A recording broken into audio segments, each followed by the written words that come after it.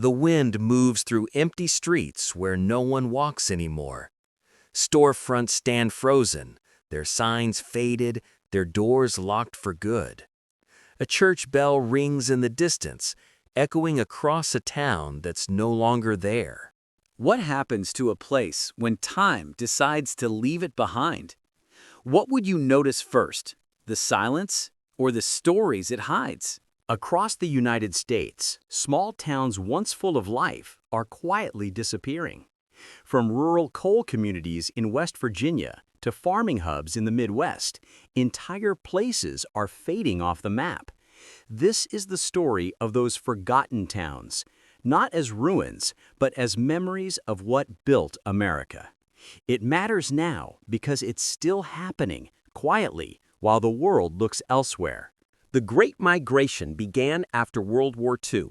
Cities promised jobs and modern life. Rural towns started to empty. By the 1980s, automation hit farming and mining hard. Machines replaced hands.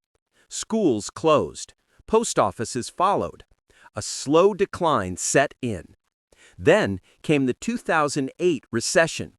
Main streets that survived before didn't this time. Bankruptcies, foreclosures, departures, and then silence. Today, some counties have lost more than half their population. Entire zip codes barely function, yet a few voices remain.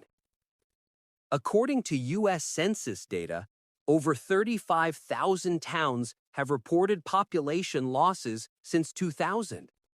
A 2022 report by The Atlantic called it the quiet vanish, noting hundreds of communities now have no schools or hospitals left. Satellite imagery confirms gradual abandonment, fading lights, collapsing rooftops, and eroding roads. Yet official maps still show these towns as dots, reminders of where people once were. Some economists argue this decline is natural, part of progress. They say people move toward opportunity, and old places must make way for new growth. But local historians and community advocates disagree. They say the loss isn't inevitable. It's the result of policy neglect and forgotten infrastructure. The truth may live somewhere in between.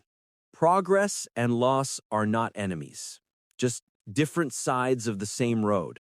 For the few who stay, time feels heavier. They keep watch over empty homes, mow grass that no one will see, and talk about neighbors who never came back. In Mill Creek, Kansas, a man named Roy still opens his diner every morning. He serves 2 customers, sometimes 1. It's habit, he says, and hope. Schools close, but memories stay open. A chalkboard still reads, "See you Monday." That Monday never came.